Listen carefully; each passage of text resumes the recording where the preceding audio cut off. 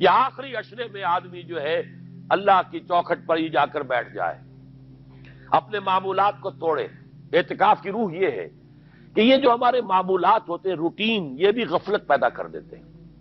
ایک عادت بن گئی، صبح اٹھتے یہ کرنا، پھر یہ کرنا، پھر دفتر جانا، پھر آنا، پھر یہ، اس کے اندر پھر وہ آدمی کوئی جاگتا ہی نہیں، ہوش میں آتا ہی نہیں۔ وہ گویا کہ ایک مدہوش سا ہے اور ایک وہ اپنا سائیکل چل رہا ہے خود بخود۔ اس سائیکل کو توڑو، جیسے 5 دفعہ وہ سائیکل توڑتے ہو نماز کے لیے۔ آؤ یہاں آؤ،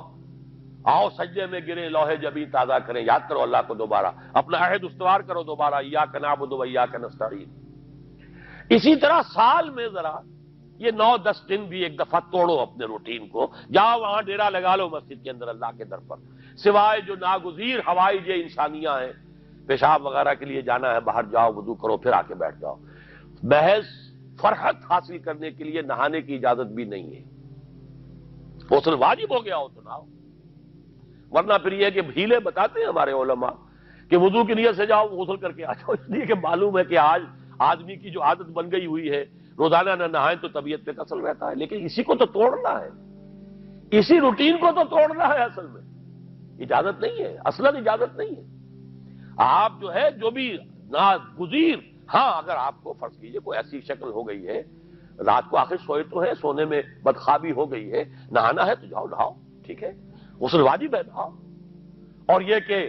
پیشاب کی بہانے کی حاجت ہے، جاؤ پوری کرو، وضو کرو، واپس آ کے بیٹھو، چاہے یہاں سو، یہاں ذکر کرو، یاد کرو، جو کرو کرو یہاں پہ، لیکن اور اس میں بھی خاموشی۔ وہاں ہمارے ہاں آج کل اس کے اندر بھی بڑے لمبے لمبے چوڑے پروگرام شروع کر دیتے ہیں، لوگ بیٹھے ہیں گپ بازی کر رہے ہیں۔ میں نے خود میدان عرفات میں لوگوں کو تاش کھیلتے دیکھا ہے، تاش عرفات میں۔ میں نے سنا یہاں پر اعتکاف میں تاش کھیلے جاتے۔ آپ بالکل نوجوان چھوکرے، فضیلت سنی اعتکاف کی، ویسے بھی گھر سے بھاگنے کو وہ جی چاہتا ہی ہے، کچھ دنوں کے لیے نکلے اس گھر سے، مسجد میں آ کے بیٹھ گئے، وہاں پہ گپے بھی ہو رہی ہے، لطیفہ بازی بھی ہو رہی ہے، تاش بھی کھیلے جاتے، یہ اعتکاف ہو رہا ہے۔ یہ اتنی ہلکی شے نہیں ہے اعتکاف، یہ تو اس عبادت کا، رمضان میں جو روح بیدار ہوتی ہے یہ اس کا کلائمیکس ہے،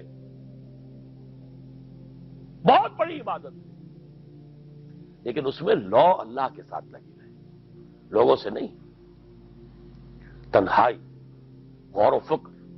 یا قرآن پڑھو، ذکر کرو، نوافل پڑھو، یا سوچو کچھ، جیسے حدیث میں آتا ہے وَأَن يَكُونَ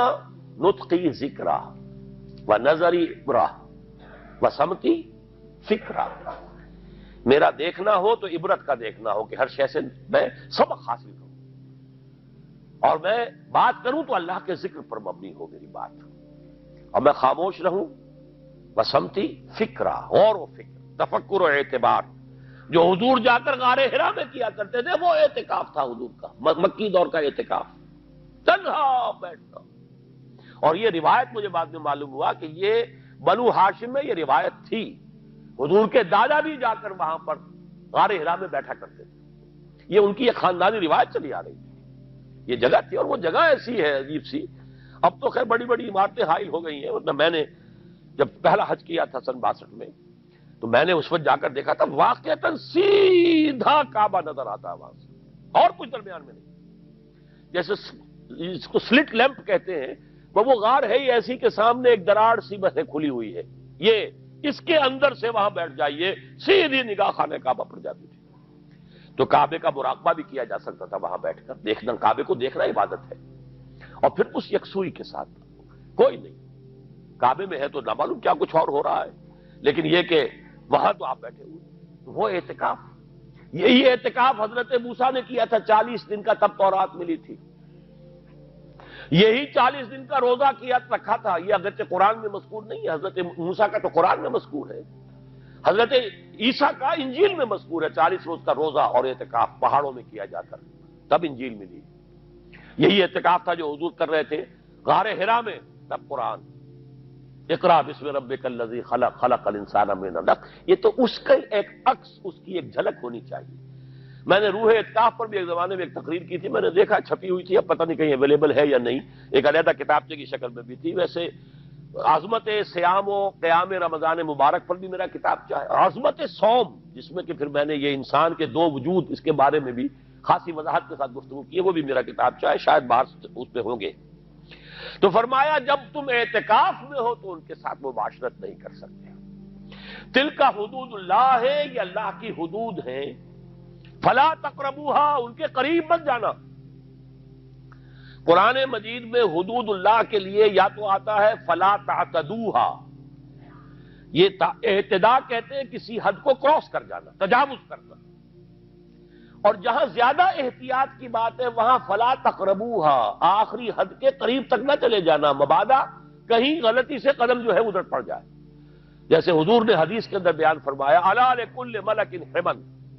ہر بادشاہ کی ایک محفوظ چراگاہ ہوا کرتی تھی، اسی کے جانور اس میں چریں گے، کوئی رعیت میں سے کسی کی بھیڑ بکری، کسی کا کوئی جو ہے گھوڑا وہاں نہیں آ سکتا۔ اب اگر کسی کا گھوڑا یا کسی کی بھیڑ بکری چلی گئی، وہ مجرم ہو گیا، پکڑا جائے گا، گردن ماری جائے گی۔ تو حضور نے فرمایا کہ اللہ کی بھی ایک محفوظ چراگاہ ہے، اللہ کی حما کیا ہے؟ محارمہ، جو چیزیں اس نے تم پر حرام کر دی، ان کے قریب نہ جانا۔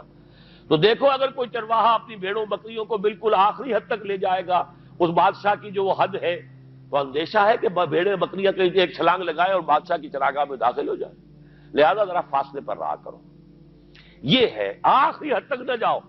بلکہ کچھ فاصلے پر رہو۔ فلا تقربوہا، یہ اللہ کی حدود ہے تو ان کے قریب مت پھٹکو۔ کذالک یبین اللہ لکم آیاتہ للناس لعلہم یتقون، اسی طرح اللہ تعالی اپنی آیات لوگوں کے لیے واضح کر رہا ہے تاکہ وہ بچیں، تقویٰ کی روش اختیار کریں، حدود الہی کا احترام کریں، اس میں کہیں تجاوز تو دور رہا، اس کے قریب بھی نہ آئے۔ لوگ کی سجدہ کعبے نو کر دے، لوگ کی سجدہ کعبے نو کر دے، ساڈا سجدہ یار پیارے نو، ساڈا سجدہ یار پیارے نو، ساڈا سجدہ یار